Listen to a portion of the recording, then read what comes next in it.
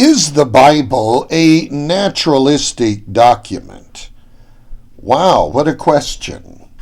What does the question imply? We read the Bible in Western Christianity from a dualistic perspective that was heavily influenced from Greek Neoplatonism and Roman laws and philosophies as well. The Bible was a very naturalistic document. What do we mean naturalistic or natural? Well, it works with life, or l'chaim, as we experience it on a secular basis through a Hebrew liturgical year. So in other words, from Passover to Passover, or Pentecost to Pentecost, or especially we have a new year that would begin with the barley harvest in the spring, or a civil new year that would begin in the fall. So the Bible is to be understood in a secular type of fashion.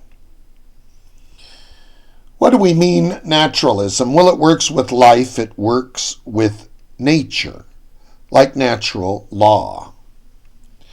Sex or the body are not evil, as we learned them to be, oftentimes in Sabbath or Sunday school, depending on which tradition we come out of. But be that as it may, the Bible is also very raw, to use a vernacular term.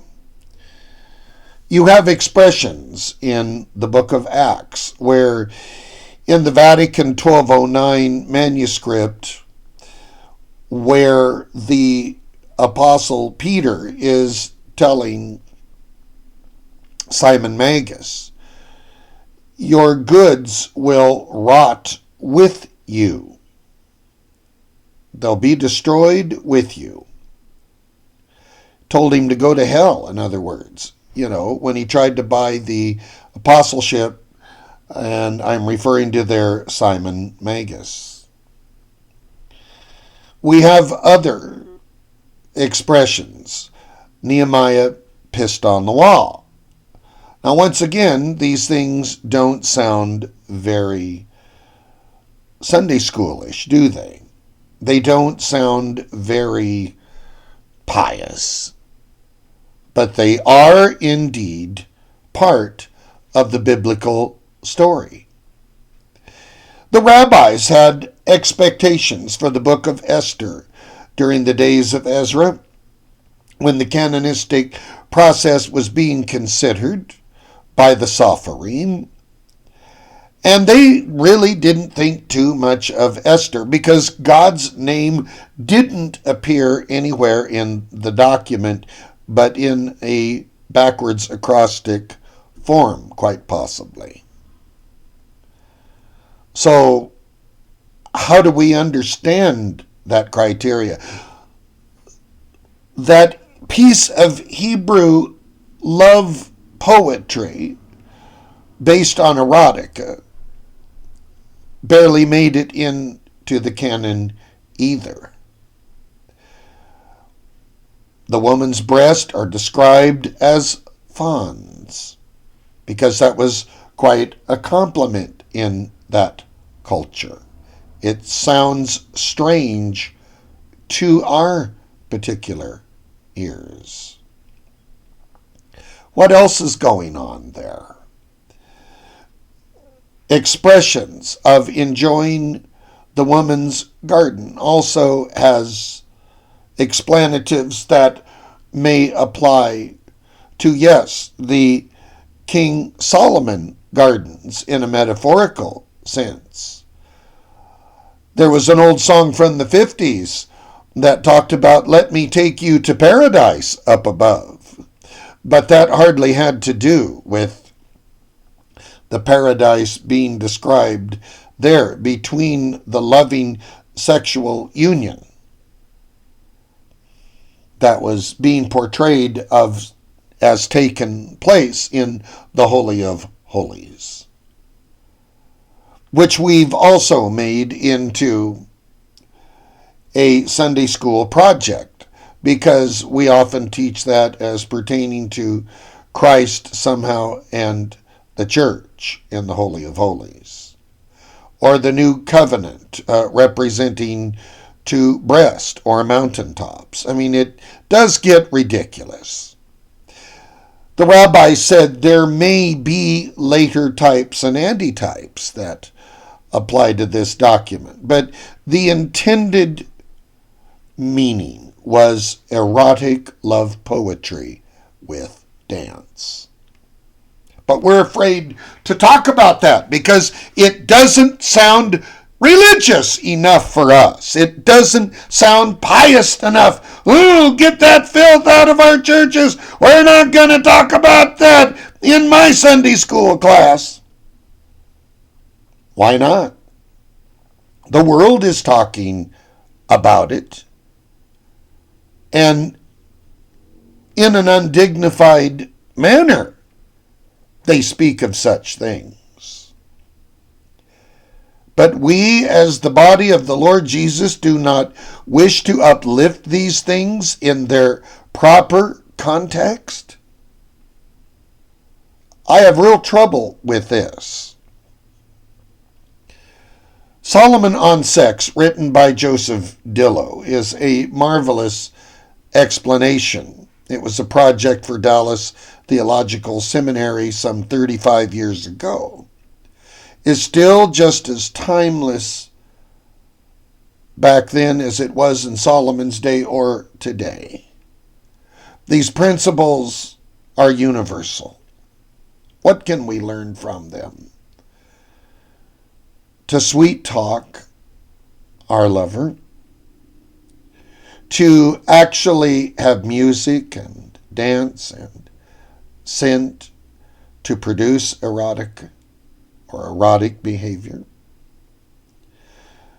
The Bible also talks about other forms of this, that you're being enticed but by the one you are wedded to. Now, what do we mean by wedded to? They had a very different concept.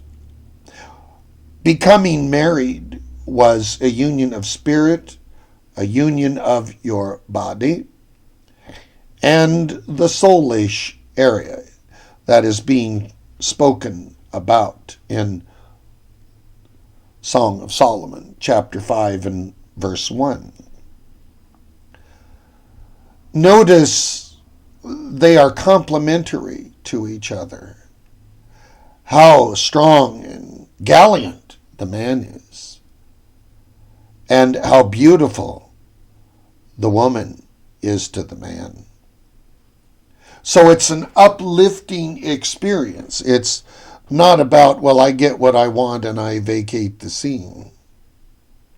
But it's something that we share together as a couple. What else does the Bible talk about in very graphic terms? Well, when the Assyrian nation began to rise in Old Testament times, the prophet Ezekiel, written by the waters of Babylon, he often describes this exodus that was to take place anew. And he talks about the tools that were on the lower extremities of the soldiers and how big they were on the Assyrian soldiers, who were greatly feared by the Babylonians as well as the people of Israel and Judah, even though they had long since split into two nations. What is terribly naive of our approach to these things is that God himself has a sense of humor about life. Who created it? Who thought it up, as Roy Blizzard asked in his lectures about marriage? God did. Nothing surprises God. God is not ashamed of the human body. He wants us to see it as a wonderful temple for human activity that links us to him, not only through the coital act, but through Shekinah glory. So in other words, we become a ministry and a vessel for God's holiness on holy time with holy activity. My, there's so much we miss about the realism of the biblical text. If it's the tools of the Assyrian soldiers, or if it's about erotic love poetry and music that is in the Song of Solomon, chapter 5 and verse 1, or if it's about Peter telling Simon Magus to go to and stay put. We go to scriptures like the one that is found in the book of Ephesians.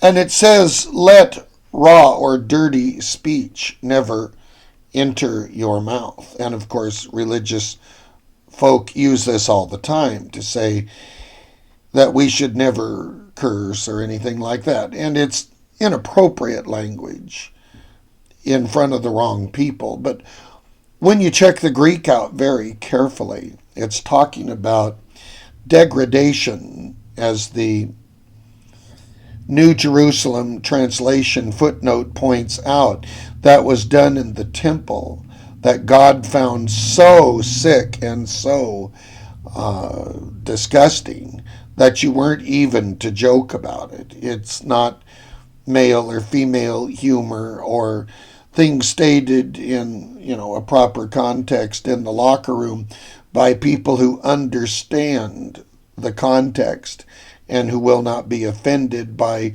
joking behavior. But he does say in the biblical text that we are never to put down human beings, as James records, who are in the glory of God. You see, there's a difference. If we can joke in a positive sense without running down the beauty of God's creation, then we're generally in safe territory. When we curse, we may be angry, we may not even be showing the greatest mature sides of our personalities. But one thing is for certain, that the Lord's name in vain was an oath that is contained within the Ten Commandments. And he's telling us not to use it lightly, as the Hebrew says, but use it to bless people, because we're also cursing in God's sight when we use his name lightly. God told me this and God told me that. Well, how do we know that? Oh, we've got God written all over our books and Christian ideology that the Jews find offensive, even though they do not find what we would term in Sabbath or Sunday school as cursing as being offensive. So like most things, there is a balance to be maintained. And I'd like to end this broadcast by saying it's what is appropriate at the time, and we should always speak to benefit others, as Solomon said, not to lift up our own ego or to debase other human beings. This is Father Tom Roberts saying, let's read the biblical text with common sense and with wisdom, that we may glean what God has in it for us. Thanks for listening.